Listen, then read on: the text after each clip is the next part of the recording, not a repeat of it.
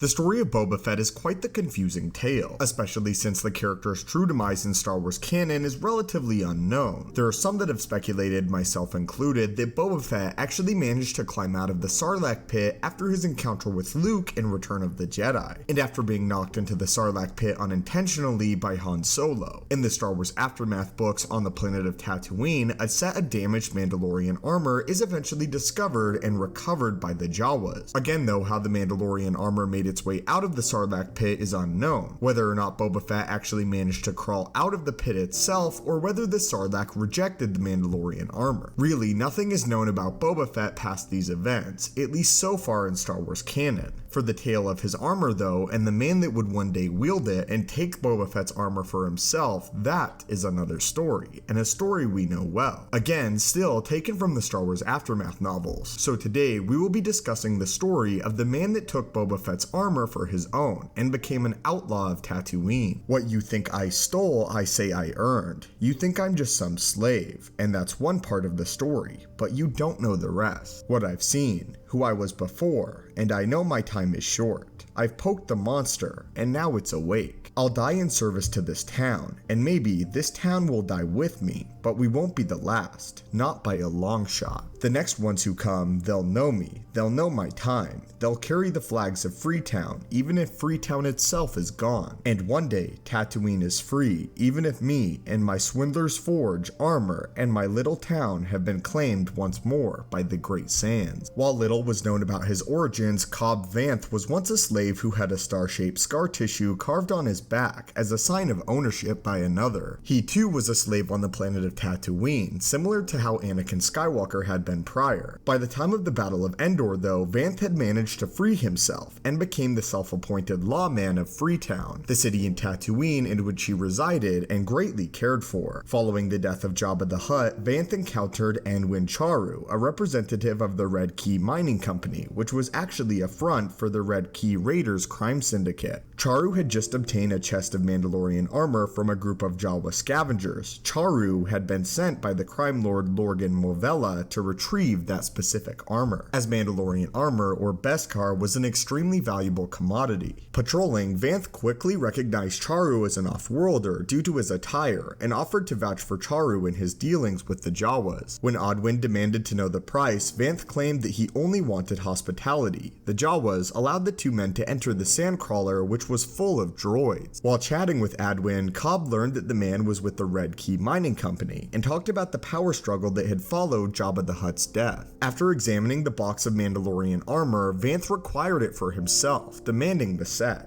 When admin protested, Cobb argued that he needed the armor for his work as a lawman and in order to protect Freetown, realizing the good that the Mandalorian armor could give him, and the esteem that it would carry with him as well. Adwin, however, then revealed the blaster underneath his tunic and threatened to draw his weapon on Cobb. However, Cobb quickly grabbed the blaster and shot a hole through Adwin's right shoulder. When Adwin accused Vanth of being a monster, Cobb responded that he knew that Adwin was working for a crime lord. He added that he would be bringing law to Tatooine once and for all, and would not tolerate criminal elements like the Red Key Syndicate. When Adwin begged for his life, Cobb told him that he had spared his life so that he could tell his boss to leave Tatooine and the sector alone, threatening that he would come after them if they did not, with his new set of Mandalorian armor. By the year 5 years after the Battle of Yavin, Vanth established himself as the sheriff and de facto mayor of Freetown, which was the name of what had once been Mos Pelgo, a smaller version essentially of Mos Eisley Spaceport. During his time, he actually managed to stop the Red Key Syndicate from sneaking a Huttlet into the Palace Dais in Freetown. On another occasion, he and his Twi'lek companion, Issa Orr, saved Jabba's former Beastmaster from being killed by 2 Red Key gangsters, including Biva Gorge. After killing the gangsters, Cobb and Issa introduced themselves to the Beastmaster. When Cobb, though, recognized that he was in fact the former Beastmaster of Jabba the Hutt, he reacted harshly, but the Beastmaster claimed that he had no one since he was still mourning the death of his Rancor at the hands of Luke Skywalker. Cobb invited the Beastmaster to live in Freetown because he needed his services as an animal trainer. Cobb managed to convince the Beastmaster to tame 2 unruly Rontos in return for a homestead. Cobb also asked the Beastmaster if he could help manage manage the Huttlet he had captured. The Beastmaster agreed to teach the Huttlet, but insisted on treating it as a sentient being rather than a simple pet, having great respect for the Hutt clan because of Jabba himself. With the help of the Beastmaster, Cobb also struck a deal with the Tusken Raiders to protect Freetown by giving them water and a pearl from a crate dragon's belly, an extremely valuable item in the Star Wars mythos, especially for Tuskens. The Tuskens regarded Freetown as a sacred place and respected the fact that they had a Hutt among their ranks. The Beastmaster then named the Huttlet Borgo and became its caretaker, serving him just as he had Jabba the Hutt years prior. As although Cobb had no love for the Hutt people, he believed that Borgo could be one of the first good of their race. 5 years after the Battle of Yavin, Freetown was attacked and occupied by the Red Key Syndicate led by Lorgan Morvellin, who had come to enslave the town's population and exploit Tatooines for its beryllium oil and silicate oxalate. Despite putting up a valiant effort, Cobb was overpowered by the Red Key criminals, who brought him before their master, Lorgan. Lorgan taunted Cobb for his failure to protect Freetown and boasted about enslaving the town's population and selling Borgo back to the Hutt clan. To display his power over Cobb, Lorgan ordered his henchwoman Martynas to beat the Beastmaster. This caused Borgo, however, to let out an ear-piercing shriek, a shriek that gave the signal to the Tusken Raiders to attack the Red Key forces who had seized control of Freetown. The Tusken Raiders stormed the two and quickly killed Lorgan's henchmen. Lorgan attempted to attack Cobb but was overpowered by the lawman. After Cobb told Lorgan of his deal with the Tuskens, Lorgan tried to intimidate Cobb by threatening to bring his masters to wipe out the entire town. Cobb, though, was undaunted by Lorgan's threats and told him that he did not want to know who Cobb truly was under the mask. Despite knowing that he had acquired the wrath of the Red Key, Cobb stated that he was ready to die in the service of protecting Freetown and keeping criminal elements away from Tatooine forever. As a parting insult to the defeated crime boss, Vanth carved a message onto Lorgan's face. But that is the end of the story of the individual that took Boba Fett's armor after Boba Fett either died within the Sarlacc or managed to pull himself out of it, and how he used the Boba Fett Mandalorian armor for the force of good. For those of you that need a timeline update, the Mandalorian would take place about 4 years after these events, and the Mandalorian himself would venture to Tatooine around this time period. What ultimately became of Cobb following this event is unknown,